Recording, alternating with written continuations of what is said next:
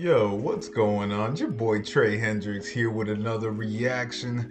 And you Toronto boys, man, y'all always showing up, so I gotta do it. I was out of town this weekend, but I'm here now. I'm ready to give y'all some dope content, you feel me? And Mind Soul 6, thank you for this video. You giving me some content for me reacting to this, man. We got Savages from the 6, Bizz Loc, you feel me? So Bizz Loc, I reacted to him a while ago, but I really don't know much of his background. I didn't even know he was classified as a savage. This is new information. I saw the video right now, so I'm like, all right, we gonna get right into it.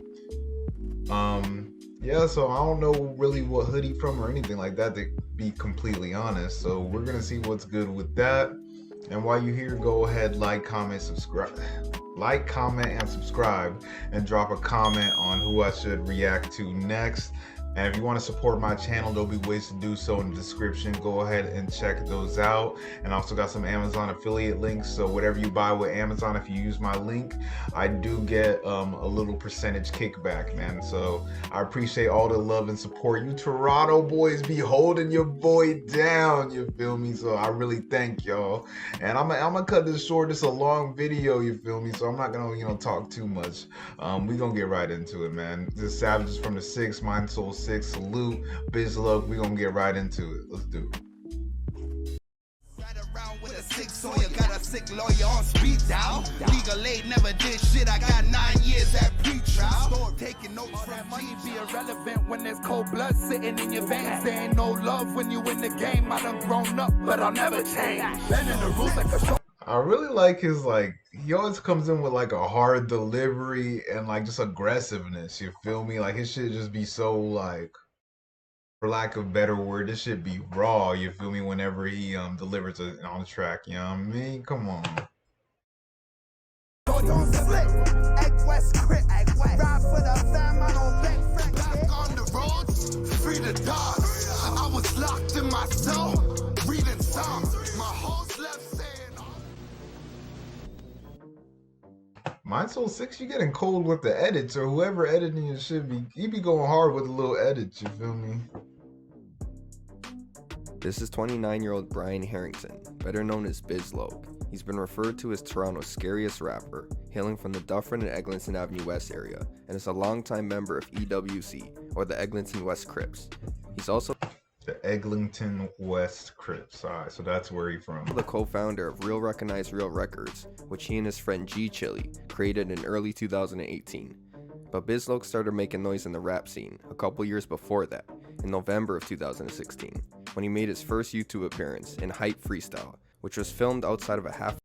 That was in 2016. I don't know why as we see, Bizz Loc's like an older dude, I guess. I want to say probably like in his late 20s or something. Like you would think he would be rapping longer than that, low key. 2016, I feel like it's not that long ago. It's like, what, 5 years ago? I feel like he'd be rapping even before then. Halfway house in Ottawa while he was on parole. His second music video was Look at Me, and this one was filmed out west while he claims he was trapping. Once Bizz Loc was legally allowed to return to Toronto, he dropped his third video, which was God. This song instantly went viral. Okay, that's the one I reacted to. Okay, that one was hard. I like that joint. And to this day, it's his highest viewed song on YouTube, and the most notable. After releasing that, he would follow up with Dark Side, Set Tripping, and then a feature on Trappin'. Bizz Loc maintained his buzz by following up with several more tracks, and started to be noticed by a few big names. He caught the eye of Drake, who saw a bottle of his branded liquor, Virginia Black, in the Dark Side music video. He invited Bizz Loc to a halftime lounge party at a Raptors game, and he also said that he was contacted by Tory Lanez, Casanova, and even The Weeknd's manager. Okay, so Bizz Loc was really, he was really making moves out there in the city. People really fucking with him. That's a good look. Drake is a good look for Drake to even acknowledge your existence. You feel me? And let's keep it a beam, bro. Drake, regardless how people feel about him, I feel like Drake is always tapped in on what's going on. Like he always tapped in with like not just Toronto, but he's tapped in with all kinds of cities. He's tapped in with the Bay, he's tapped in with LA, he's tapped in with Atlanta, like all the up and coming stars, like he sees them before they become stars, you feel me? Like so if Drake is noticing you, you doing something right. Oh, I thought I pressed play. My bad, yo. He was making major strides in his rap career and consistently growing his fan base. It's unfortunate, but Bizz Loc is another rapper who can't decide between the streets or music and tries to balance the two, which rarely works out for anyone. He was recently arrested in October of 2020 for what's apparently a gun charge, along with probation violations, and there's no word on when he's getting out. But this recent arrest definitely isn't Bizz Loc's first time getting locked up. He has a long rap sheet dating back over a decade and was involved in a few separate incidents. He's one of the only rappers that's ever made a diss track against a jail, so it's clear that the two have history. All that will be explored in this episode of Savages. He did a diss track to the jail? Did I hear that right? Come on, man. Where we'll take a look at Eglinton Avenue West, Bizz Loc. So Bizz Loc is from a section of Eglinton Avenue West known as Little Jamaica, which is in the York region of Toronto. This strip has seen countless shootings and homicides over the last couple decades. Most recently, 6 people were shot outside of a bakery near Eglinton and Oakwood in September.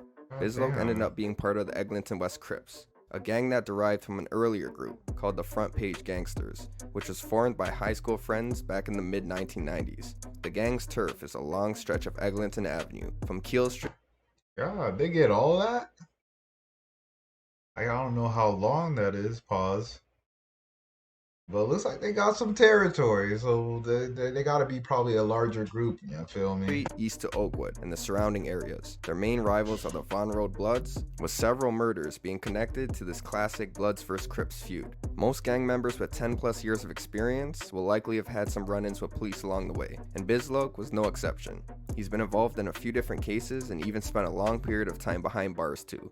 But before we dive into the murky stuff, let's take a brief look at Bizz Loc's upbringing so we can understand where he's coming from. Thanks to in-depth interviews by Cash Feelings, We Love Hip Hop Network, and Macadelic, you can get a picture of Bizz Loc's story, and a good deal of information used in this video was pulled from them. I'll include a link down below for anyone interested in watching them.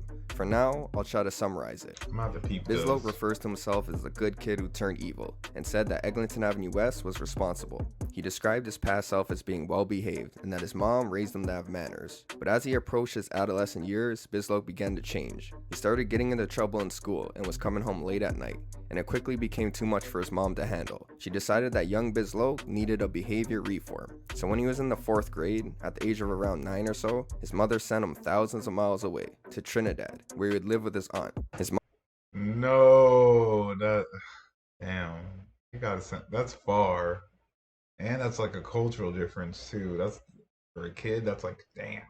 Mom was hoping that a fresh start and change of scenery would help straighten out her son. Fast forward a couple years, Bizz Loc eventually returned to Canada and was enrolled back in school, now in the 6th grade. It turns out his mom's plan worked, because Bizz Loc said when he came back, his behavior was better. He managed to stay out of trouble, at least for a while. But he explained the transition back as being different. The same friends who were playing games like cops and robbers for fun were now throwing rocks through windows and getting into more trouble than just petty mischief.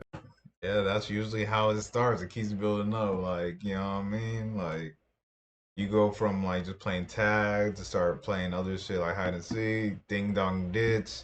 Then you go start egging some houses, then you start throwing rock. That's just how it goes, bro. Come on. When he wasn't in the streets and was in class, he was getting suspended on a regular basis until he was eventually kicked out. When Bizz Loc was in his mid-teens, around 2007, he got expelled. Wasn't in the streets and was in class, he was getting suspended on a regular basis until he was eventually kicked out. When Bizz Loc was in, see right there, it says Mrs. Loc.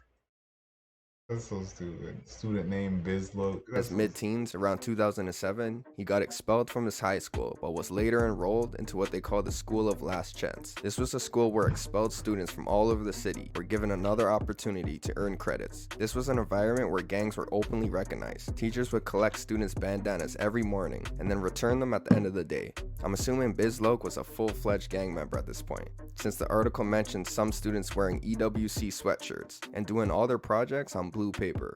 I don't know if he graduated or not, but it's reported that he did stints in juvenile detention, so bouncing between that and school can make it tough to stay motivated. Soon enough, Bizz Loc found a new passion, other than the color blue: rap. He recalls his first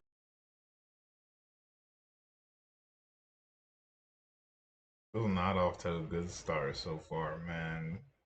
Damn, I wish he just had like the resources around him to actually, you know what I mean? Just to not get involved in the gang shit, but a lot of it just be like, where are you from and what, you know, If that's the type of shit that's around in your area, then what else are you gonna do? You feel me? Like, come on. First memories rapping when he was around 16 or so, when he and his friends would often get drunk and freestyle in building staircases. You know those staircases that you would go That walk sound through and you fun. see blunt trash on the floor and shit? Yeah. That was us. Yeah. He was really pushed to take rap seriously by an older man in the neighborhood who goes by G Chili, a man who is well respected and considered an OG. He was financially well off and acted as inspiration for Bizz Loc and other men who came from the same place. G Chili owned a clothing shop on Eglinton Avenue, and in the basement was a recording studio. Sometimes Bizz Loc and his friends would go down and freestyle, and an engineer would put together different That's what's up. That sound like hella fun. Like have like a basement studio type setup. Now that would be pretty hella fun, you know, especially at a young age, like 18, 19, 20, just kicking in with your boys and shit. Those are good times, man. Like when you talk about rapping in the staircases, like I've been did shit like that. It wasn't really a staircase, it was really a park. We'll be at the park in the middle of the night, we'll be drinking and just freestyling and shit. Just good times, man. snippets and make a complete track. This was Bizz Loc's first taste of studio recording, and his first song was with G Chili, followed by a feature on his mixtape. Another person who influenced Bizz Loc was a local rapper named C Flows, who he said was one of the first ones from his neighborhood to start filming rap videos and taking music seriously. Ultimately, one of the key factors in Bizz Loc's music journey was jail. While inside, he would rap with other inmates out of boredom, and his passion began to develop further. But being in that type of environment, there's a lot of distractions that could make it hard to focus.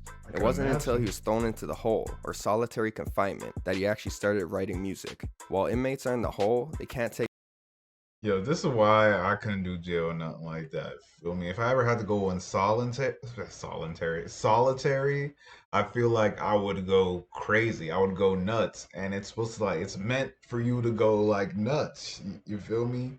Imagine with nothing in just an empty ass room. Like what are you gonna do for so many hours a day besides just think and go crazy you thinking about random shit? You know what I mean? Like that, come on, man. items into their cell. So Bizz Loc said that he snuck in a pencil by hiding it in his cheek and used it to write lyrics on the wall. He said one day he performed live for inmates, some of them serving life sentences, and claims that a few men were left teary-eyed after hearing Bizz Loc rap about their mutual struggle. Once he was released from jail, he had a bunch of written material and also a newfound motivation to pursue rap. At this point, some of you may be wondering, what was he in jail for in the first place? It was the result of an incident that happened in the year 2009, and it would be Bizz Loc's first adult run-in with police. But before we get to that, I want to quickly mention something impactful that Bizz Loc experienced the year I mean, before we get to that, we trying to get to the business. Give us the details, Monsoul 6. Quit playing with us. Come on, man. before that, in 2008. He was with his close friend, Stephen Barton, who was also an Egg West Crip member, moments before he was shot and killed. It happened at a bus stop around Keele and Eglinton on the afternoon of September 9th, 2008. Seeing something like that could understandably have some effect on a young mind. After losing his friend, it was about a year later when Bizz Loc would commit his first major criminal offense. The story begins in the midnight of August 14th, 2009. A man named Mikey George was in his apartment, located on top of a store at 1692 Eglinton Avenue West. It was around 2 a.m., and Mikey was home with his roommate, sipping on Old English liquor. After he drank a good portion of the 40-ounce bottle, And I didn't even know y'all had OE in Canada. I'm not even gonna lie. Like OE, when it comes to malt liquor, OE is my go-to, and I only drink OE really like in the studio. In the studio, I'll drink a OE and I rap my ass off and shit, or think I'm rapping my ass off. And also it sucks though, because after you drink it, like you feel good, but you gotta piss and shit. Like it. Ugh. Anyway, it's not important. he decided he wanted to call his girlfriend. He left his apartment tipsy and walked down the street to a payphone, which wasn't too far away. He picked up the phone and dialed in the number, when suddenly he heard someone approach from behind him. He turned around and saw three unmasked males, one of them demanding he hand over his watch and hat, while another one asked where he was from. He gave them his belongings and revealed where he lived. A car that was driving by distracted the robbers for a second, and Mikey saw it as a chance to escape. He ran towards the entrance of his apartment, but the perps were in close pursuit. He managed to get inside and close the door, but before he could lock it, someone started pulling the door open. There was a Why would you run to your apartment? You gotta run somewhere else. It looks like you're on a main street. You gotta run like across the street or do something. You feel me? Because once the attention is like hot, they're gonna run away. They're gonna dip. It's gonna be too risky at that point. Brief tug of war before he saw one of the men reach into his waistband and pull out a gun, at which point Mikey stopped resisting and let them open the door. Once inside the confined entrance area, all three suspects kicked, punched, and pistol whipped Mikey. They continued to beat him and wanted him to give up anything else he had, so he gave them $60. They then dragged him upstairs and into his apartment. Once inside, they asked Mikey which room was his. He wasn't really talking, so one of them kicked in a random bedroom door, but no one was inside. Mikey screamed for help, trying to get the attention of his roommate, who was in another room with the door closed. He told his roommate to call the police, which spooked the robbers. All three of them ran down the stairs and left the way they came. Mikey was still in his apartment, now banging on his roommate's door, when one of the robbers returned. It was the one who was armed, and without words, he shot Mikey once through the abdomen. What? That is, oh, that's bullshit. That's terrible to go out like that. That's terrible. Is Mikey alive? I don't know. We'll find out. But the gunman fled, and Mikey, now panicked, applied pressure to his wound by wrapping a t-shirt around it. He called 911, and once emergency crews arrived, he was transported to Sunnybrook Hospital with serious but non-life-threatening injuries. 14 hours later, while Mikey was still recovering in the hospital, police began pressing him for details about what happened. They had Mikey give a video-recorded statement in which he provided his version of what happened, and also a description of the suspects. After hearing Mikey's story and details about the suspect's appearance, the police had a few potential names in mind. They arranged separate photo lineups for each three of the men they thought were involved, and had Mikey look at them. He picked out the three individuals who he said were responsible for robbing and assaulting him that night. The first suspect was named Andrew Davis. The second... That's just nuts. It sucks he got shot like that. God damn. And that wasn't smart to shoot. You should have just dipped while you could.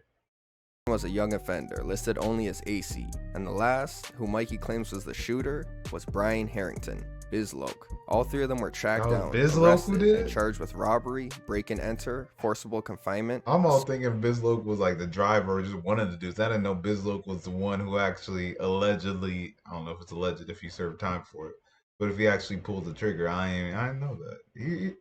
He might earn his savage title. No bullshit. Assault with a weapon, and unlicensed possession of a firearm. After a couple years of preparation, the trial of Bizz Loc and the two accused would begin in early June of 2011. The unidentified suspect, AC, ended up revealing a potential motive for the robbery.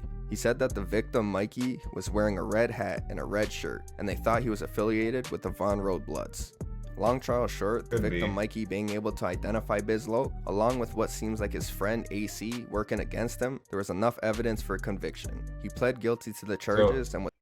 So AC's a snitch, pretty much? Is that what I'm getting at? Work against them? Probably just to get a lesser time?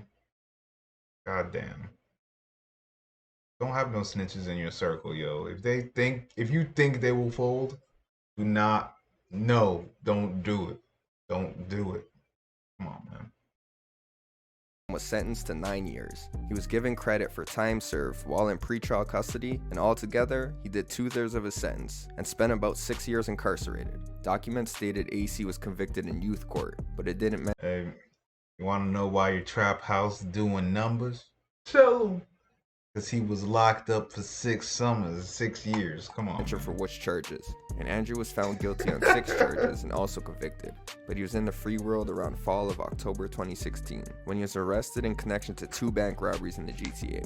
Anyways, after being locked up for 6 summers, Bizz Loc was released in July of 2016. Months later in September is when he uploaded for the first time ever on YouTube by dropping 4 tracks on the same day. So Gone Challenge, Perv and Swerve, Jersey Freestyle, and Due Time. Shortly after that, he appeared in his first music video, Hype Freestyle. All were quality songs, but went under the radar at the time. He started building traction a year later in July of 2017, when he dropped Look At Me, his trap house track. A month later in August is when he would release the track that evidently... I need to check out that Look At Me track. I haven't checked that one out. The only ones I checked out was God, I think Set Trippin', and then Feedback with the Crook.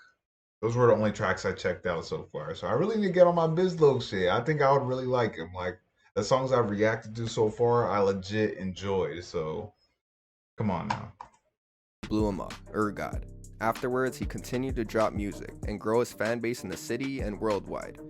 With his newfound success, he partnered with his longtime friend G Chili, and in early 2018, they created their label, Triple R Records. Things were starting to turn around for Bizz Loc, and he was showing some dedication, but it was only temporary. When he wasn't in the studio, he was in the streets, and later that year, he got mixed up in a situation with police once again. It was the afternoon of May 2nd, 2018. A few police officers on bicycles were investigating a suspicious vehicle in the parking lot of the Monte Carlo Inn, a hotel located in Mississauga, around Dundas East and Wharton Way. Mississauga, that's where Party Next Door is from, right? I think I got that right. You Toronto boys, let me know if I'm wrong. I think I got that right. See, I'm starting to learn my, Toronto geography, shit that's in the GTA, you know what I mean? Come on, man. Police report that this hotel is known for illegal activity, like drug dealing and sex trafficking, and so the officers confronted the vehicle. There were 3 people inside, 20-year-old Amber Roderick, 20-year-old August Ezekiel, and the last person was Bizz Loc. They searched the car and found a loaded 9mm Luger handgun. In one of Bizz Loc's interviews, he describes being arrested and said that he tried to run, but it was an industrial area and not much places to go and nowhere to hide. He went on a brief foot chase with police before being shot with a taser. He was also pepper sprayed before eventually being put into handcuffs. Bizz Loc, along with the 2 females he was with, were charged with 6 firearms-related offenses. And like his previous crimes, he was once again facing 9 years. Having just launched a record label earlier that year, he found himself going through the familiar procedure of being booked into a police station.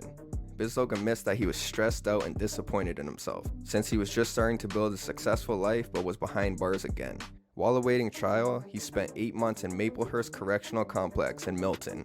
He notes that the jail experience was much different than it was before all the notoriety. Apparently back in the day, Bizz Loc had more ops and got into fights on a regular basis, but now people weren't as hostile towards him. He called his time spent. I would think that's odd. I feel like once you're kind of somebody, I feel like people would try to try you. You feel me? Like, especially like if you a gangster, like people will try to test you a gangster. You know what I mean? I don't know. If you're a famous person, you just can't just be. What am I trying to say? I want to say you can't just be in general population, but for other people, it's looked down upon if you're not in general population. You feel me? And a celebrity. I don't know how it works. You feel me? I'm not familiar with that type of shit. At Maplehurst Quiet Time, said that the inmates there respected him. People in jail would often ask Bizz Loc to rap for them, but he refused, explaining that he doesn't rap on demand, especially for free. His success must have changed his demeanor, because during his first bids, it didn't seem like he had a problem performing for inmates on the house. He does mention you can win him over with some brew, which is basically rotting, decomposing fruit, but also jailhouse liquor. Although the inmates at the jail knew Bizz Loc, most of the correctional officers didn't recognize him as a rapper. But things changed once he was kicked out of Maplehurst and transferred to the Toronto South Detention Center. He doesn't mention exactly why he was transferred, but it could have something to do with him being caught with ceramic blades, fentanyl, and weed, which also added more charges to his list. In the same incident where he was caught with How do you get fentanyl in your... Bizz Loc really the plug, you feel me? Like... God damn, man. I just wish he would stay out of trouble if that's the case. Is he still locked? Well, I'm pretty sure I'll find out by the end of this. I want to say if I were to bet, I would think he's still locked up, but I'm not sure. contraband. Bizz Loc claims he was jumped and badly beaten up by officers, leaving him hospitalized. Apparently, officers conducted a search of his cell early in the morning, and after finding the contraband, things became physical. He was thinking of having his lawyer open up a case against the police for use of excessive force, but decided not to pursue it.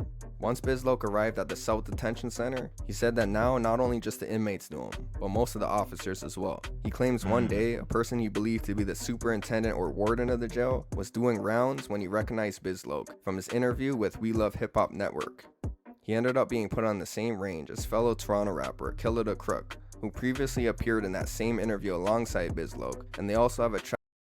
Hey, my boy the Crook. Yeah, I rock with him. Is that how they linked up? That's crazy. Back together, called Feedback. Another rapper in jail was Casper TNG, who was arrested after a high-speed chase through the city. Yep. Unlike Maplehurst, Bizz Loc's time spent at the South Detention Center was the opposite of quiet time.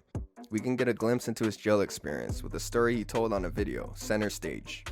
One day, the three rappers, along with several other inmates, were having a party in one of their cells. They were drinking brew, freestyling, and started to get noisy, causing staff to notice them. A couple officers confronted Bizz Loc and the others, and told them that there was too much people in one cell, and they needed to disperse. At first, the inmates refused, but once more staff and backup arrived, they eventually returned to their own cells. But Bizz Loc started getting angry with one of the officers, who apparently tried to size him up. A sergeant on the scene who was familiar That little Photoshop thing of Bizz Loc in the prison suit is fucking nuts, yo. It didn't even click into me like that he has all the faces on there. That's so stupid. That's with funny, Bizz Loc was able to calm him down, and he agreed to go back into his cell. Once inside, one of the officers slammed the door behind him. Bizz Loc saw that as disrespect and snapped, and was once again hostile. He started yelling at the officers while he took off his shirt and tightened his shoes, preparing for a fight. One of the officers noticed Bizz Loc reach into his sock and take something out, which was assumed to be a shank. It was actually some type of contraband that he was handing to his cellmate to hide. All of the staff panicked and barricaded the outside of his cell with couches. Bizz Loc said he saw an officer prepare to open the door, but he didn't follow through. I think the staff could tell that Bizz Loc was intoxicated and ready for a fight, so they decided to wait it out. The next day, when the buzz wore off, Bizz Loc, Killer the Crook, along with a few others involved, were sent to the hole, a rough place to spend a hangover. Thankfully for Bizz Loc, while he stirred up trouble on the inside, his lawyers were working relentlessly on the outside. Taking a look at the case against them, it appeared that the police had no legal grounds to investigate the car that Bizz Loc was in. But it turned out there was. The hotel where the car was parked, the Monte Carlo Inn, had a written contract with police that stated they were allowed to investigate any suspicious vehicle or persons on the premises to ensure they weren't trespassing. There was only This ain't looking good, y'all. This ain't looking good, but I'm trying to be optimistic, man. I'm trying. one problem with the contract. It expired about a year prior to the incident, and it hadn't been renewed. This invalid contract basically dismantled the case against Bizz Loc. The Crown was trying to pin the gun on him, and in a recorded phone call from I swear, these freaking Toronto artists be getting off all these damn charges, man. I swear. jail, it claims they even tried to use his rap lyrics as evidence. He featured on a track called My Ends with Bizzle, and he has a bar where he says, this is basically the exact scenario of what happened when he was arrested. He had no valid license at the time. Police found a gun in the car, and he was with 2 women. He also rapped about having a Luger on his designer belt, and that was the same model of the gun that police found. The biggest coincidence of all was that this video was uploaded on the same day that Bizz Loc was arrested, May 2nd, 2018, but he argued it was pre-recorded months prior. Although the lyrics seem connected to the incident, the evidence didn't really have an effect in court. Without that valid contract with the hotel, the police didn't really have legal grounds to initially pull over the vehicle. So despite a gun being found, the Crown made the decision to forfeit the case during the pre-trial motions. Bizz Loc had all the firearms charges withdrawn, but he pled guilty to obstruction of a peace officer for providing a fake name. With the time he received for that charge, along with the plea deal for the contraband charges he got as an inmate, he spent about 1 year and 1 month in jail. A short time after being released, in late June of 2019, he dropped the first 48, which went under the radar at the time, and most of his fans were still unaware he was even on the road. Peep that one. He remained quiet for a few months, but he finally made it clear he was home when he dropped I'm Back Crody in October of 2019. Filmed outside of a prominent store on his turf of Eglinton Avenue West, this video made a much louder statement than his last, and featured a squad of masked members from his gang, all of them wearing mostly and most of his fans were still So does Toronto have these like hood little like Toronto hood landmarks? Like, is that one of them? Because what I see in some of the videos, like those driftwood dudes, like I see the driftwood fish and chip spot, and like if I'm ever in Toronto, I gotta stop by there because that gotta be like their like little hood landmark or something. You feel me? So that might be his little landmark. I don't know. unaware he was even on the road. He remained quiet for a few months, but he finally made it clear he was home when he dropped I'm Back Crody in October of 2019. Filmed outside of a prominent store on his turf of Eglinton Avenue West, this video made a much louder statement than his last, and featured a squad of masked members from his gang, all of them wearing mostly blue, pushing to give off an undeniable Crip vibe. The following years, he released tracks like Mode, Straight Bars, and Murder She Wrote.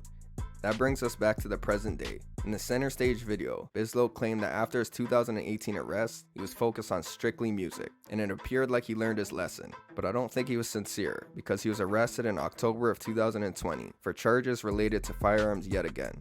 The new I feel for rappers though, man, because like you don't want to be caught lacking. Like, you feel me? But you know what I mean? So of course you won't have that heat on you, but I don't know, man. It's tough. Either police or your ops. It's one of the two that's gonna be on your ass. You feel me? news came after he made a statement on his Instagram account, where he not only apologizes to fans for letting them down, but he also gives details about his arrest. Someone called the police about him breaching his probation conditions, and this person also revealed Bizz Loc's location, which was inside a club. The police prepared for what he called a high-risk takedown and ambushed him as he left the club. They allegedly found a gun in his waistband, which he was charged for. He doesn't go into the exact charges, but he said he probably won't be coming home anytime soon. Now that we're up to date with Bizz Loc's history, I wanted to address a recent allegation about him that I found online. I don't mean to taint Bizz Loc's name, I just wanted to try and clear up some rumors that were floating around. So I'm not sure if this was posted somewhere else. Hey, salute to Torontology, Reddit subreddit, you feel me? I'll be on there low-key, just trying to see what people be saying and shit. Like, I'll be tapped in on the low. I'll fuck with it. Before, but I first heard of this from a user on the Torontology Reddit. This user found a court document of a case involving Bizz Loc and claimed it showed evidence of him snitching. This case has to do with the same incident I mentioned earlier, when Bizz Loc saw his friend, Stephen Barton, shot to death in 2008. It's alleged that Bizz Loc cooperated with authorities to have his friend's killer arrested. But before speculating more, let's take a closer look at the document. So basically it lists Bizz Loc's name, Brian Harrington, as a crown witness in the case, and notes that he testified. I think people hear the word crown witness and testify and are quick to assume that someone's a snitch. Fact of the matter is, it doesn't necessarily mean that. You can actually be subpoenaed to appear in court as a witness, meaning they are legally forcing you to show up and take the stand. And at the time of this trial, which was November 2010, Bizz Loc was already incarcerated for shooting Mikey George. Already being in custody, it was simple to locate him and make him appear in court. So if he got a subpoena to appear as a crown witness, literally anything he said would count as him testifying in the case. Nowhere on the document does it state that Bizz Loc named anyone or gave any details about the incident. As far as we know, he could have just said a bunch of nonsense, and it would be listed as him testifying. So basically my point is, the fact that it shows he testified doesn't automatically mean he's a snitch. These documents can be found on Canly if anyone is interested in having a deeper look and coming up with their own conclusion. But from what's on the documents, it doesn't look like he really provided any information. And it states that whatever he did... Just testify does not equal snitching. Snitching is when you on the stand and you telling it exactly how it went down. Just because you testify don't mean you snitch. Usually when you testify, just hit the... I don't remember, I don't recall, I don't remember, I don't recall. You feel me? Did say wasn't even used in the trial. But that out of the way, I wanted to end this video with a few positive things about Bizz Loc. He made a track named Was It Worth It, which became the subject of a Toronto Star article. The song caught people by surprise because it was different than most of his others. It carries a positive message and encourages young men in the streets to think about their actions and the moves. I really gotta react to that track. The song also acts as a general tribute to many rappers in Toronto who have passed away due to gun violence over the years. He also collaborated with Six Buzz and Cash Feelings and hosted a backpack giveaway for the kids going back to school this year. And he created a non-profit organization named P2P, or Power to the People, that focuses on giving back to the youth. Bizz Loc did more positive things for his community than most artists in the city, but still wants to see them succeed too. He said he's always willing to promote new rappers coming up, and even had an event called Who's Up Next, where he was giving away a verse to one lucky independent artist. Oh, that's Bizz Loc is definitely a different type of rapper, with an undeniable sense of authenticity. Unfortunately, being real comes with consequences when you're from the streets. He's currently in jail, and there's not really telling when he'll be out. He recently dropped... Shit, I knew he was still locked up, damn it. Like, ugh. So much talent too, man. I'm repeating the same shit in all these Savages from the 6 video. The tape, Body Bags But a Dozen, Volume 1. And he noted on his Instagram post, he has a bunch of other music on the way as well. So there should be enough content out to keep people tuning into Bizz Loc for a while. Hey, Mind Soul 6, no thank you, you feel me? Shit. Hey, but that was Savages from the 6 Bizz Loc. Y'all saw the video, y'all saw my commentary on it. So he's locked up right now. I guess his charge, I mean, not his charge, his trial's still going on, or shit's working out in the freaking system. Man, free Bizz Loc, man. Like, he's just talented. Just stay wearing the street shit. But I get wanting to have your burner on you if you got niggas that are really trying to smoke you. Like, you need to keep that thing on you. You feel me? Like, so I get it, but it's a damn shame. You feel me? That's all I gotta really say. But anyway, you Toronto boys, I was gonna do more tonight, but I'm low-key tired. So I got like 5 or 6 videos lined up for tomorrow or Wednesday. And yeah, we gonna keep pumping these things out. You feel me? Y'all showing love, so I'm gonna show that love right back. Like, comment, subscribe if you haven't already, if you made it all the way to the end. And man, thank everybody, bro. You Toronto boys, y'all keeping me on point, man. It's your boy Tre Hendrix. I'm out of here.